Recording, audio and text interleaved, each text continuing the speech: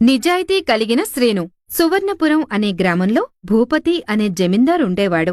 అతను ఒకరోజు డబ్బు మరియు నగలు తీసుకుని వస్తున్నాడు. ఆ దారిలో దొంగల భయం ఎక్కువ. ఈ దారిలో దొంగలు ఎక్కువ. నన్ను కానీ చూశారంటే ఖచ్చితంగా నన్ను కొట్టి నా దగ్గరున్న డబ్బులు తీసుకెళ్ళిపోతారు. కాబట్టి త్వరగా వెళ్ళాలి అంటూ తన నడకను వేగం చేశాడు.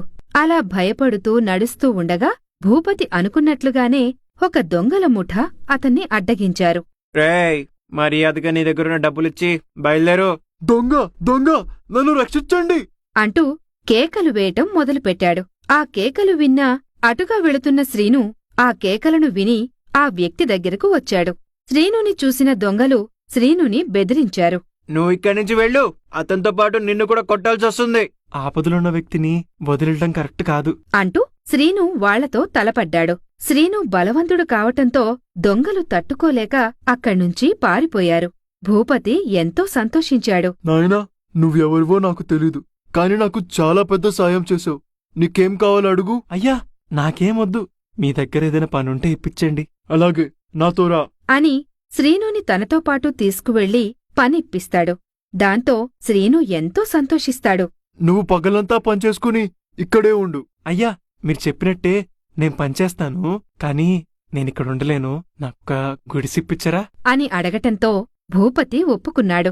శ్రీను భూపతి దగ్గర కష్టపడుతూ నమ్మకంగా పనిచేశాడు. శ్రీను మీద ఎంతో నమ్మకం ఏర్పడింది. అది ఇతర పనివాళ్లకు నచ్చలేదు. ఒకరోజు భూపతిగారింట్లో ఒక నగ పోయింది. దాంతో అందరూ దాని గురించి వెదకసాగారు. కాని ఎక్కడ దొరకలేదు. పనివాళ్లు భూపతి దగ్గరకు వెళ్లారు. అయ్యా, ఆ నగ ఎక్కడా దొరకట్లేదు. మాకెందుకో సీను మీద అనుమానంగా ఉంది.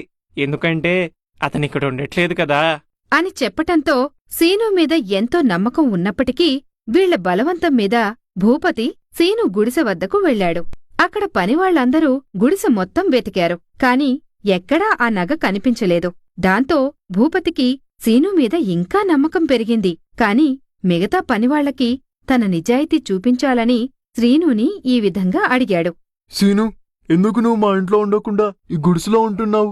అయ్యా, నేను మీ ఇంట్లో ఉంటే ఆ సౌకర్యాలు అలవాటైపోతాయి. అందుకే నేనిక్కడున్నాను. అంతే తప్ప నా మనసులో ఎటువంటి దురుద్దేశం లేదు అని చెప్పటంతో మిగతా పనివాళ్లు చేసిన తప్పుకి తలదించుకున్నారు. ఈ కథలోని నీతి: నిజాయితీకి ఎప్పుడైనా తగిన బహుమానం లభిస్తుంది.